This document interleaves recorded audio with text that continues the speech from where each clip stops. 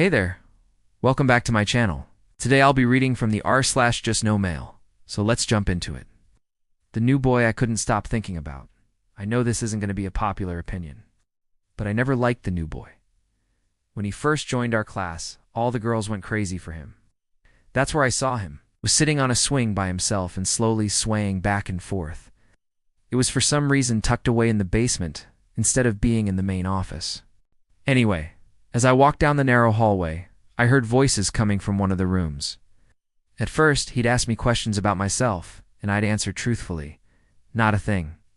But I have this feeling that you know me. Do you remember? I hesitated. I don't think so. I'm sorry. He looked down at his hands. Okay. One day I saw a cop car drive by with flashing lights. I slowed down to watch them go by. That's when I saw him. He was sitting in the back of the car with his hands cuffed behind his back. He was heading towards the station. Why was he being arrested? Had he committed a crime? Was that why he'd left town? So many questions ran through my head. I should have known something was wrong. If you like this just no mail story, please hit the like button. And if you want to hear more stories like this, stay tuned. Why else would he have run away without saying goodbye? And why would he pretend he didn't know me? I guess that explains why I couldn't place your face. I found an article about a bank robbery that had happened a few weeks earlier. In the center was a mugshot of Ethan. He looked older, his hair was longer, and his eyes held a deep sadness. According to the article, he'd been charged with armed robbery and assault. Apparently he'd gotten into a fight with someone, and in a fit of anger he'd gone to a bank, threatened the employees, and made off with a large sum of cash. The police had tracked him down to an abandoned cabin in the woods where he'd been living. He'd put up a fight, but eventually surrendered after they threatened to use a canine. You were probably just an acquaintance of mine, someone I knew around but never got to know well. That sounds terrible, I whispered. After he was convicted, he was sent to jail. During the hearing, he admitted to everything and was sentenced to 10 years in prison. After that, he'd be released back into society with supervision. I visited him several times, but he acted like he didn't know me. He's moved away and I haven't seen him in months. But I'll never forget him. Sometimes at night, I still hear his voice whispering my name, and I know he's out there somewhere watching me. I don't know why, but I have a feeling our paths will cross again. He told the prison guards that he had no friends or family and no one was allowed to visit. Wanted to break through his walls, but he kept pushing me away. Then one day he stopped speaking to me altogether. But as the days passed, he seemed to get quieter and would spend most of his time staring off into space. I knew it might not mean anything to him since he didn't remember, but I just couldn't help myself. I developed feelings for him the first time I saw him. He was different. He didn't care what others thought of him and was comfortable being himself, even if that meant being labeled a rebel. He embraced it. It was admirable. It was sad to see, but I kept asking him if he was okay. This feels wrong, he said, staring at his feet. What do you mean us? We can't keep seeing each other like this. You don't remember me, and you don't even know who you are. I can't make you happy. He turned to face me, his eyes filled with pain. You deserve someone better than me, someone who can give you the world, not someone who can barely remember their own name. I reached out to touch his arm, but he flinched away. Ethan, don't, he whispered. Don't pretend you don't feel the same way. I can sense it in you. I know you like me, but I can't let you waste any more time on me. You're better off without me. I was shocked. How could he tell I was lying? But I love you, I whispered. He shook his head sadly. You don't love me. You love the idea of me. The idea of a troubled bad boy with a tragic past.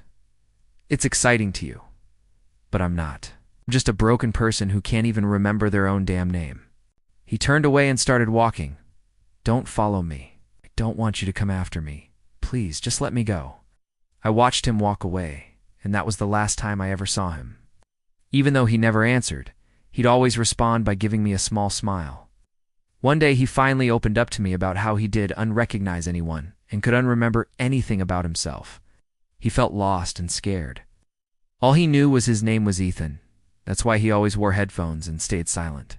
It hurt my heart to hear him say that. I wanted to tell him it was going to be okay, but I couldn't lie to him. Didn't know if he was going to get his memories back or not. Curious, I slowly crept closer and peeked inside. There he was. This time he wasn't surrounded by admirers. It's only two other guys were in the room with him, and they didn't seem to be talking about anything fun. The new boy was sitting on a table with his head down, listening intently to whatever they were saying. I wanted to help him, but I had no idea what to do.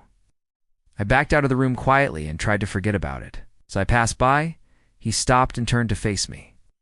I stared back at him for a moment before continuing on my way. Why did he look so familiar? I asked myself. I couldn't shake this feeling that I knew him somehow. But I had only seen him around school, and he hadn't been there that long. He was tall, had dark hair and eyes, and was always wearing black clothes. Just rolled my eyes. From what I'd seen so far, he was just another brooding bad boy type. I told myself I shouldn't judge him and maybe he was a nice guy underneath the tough exterior.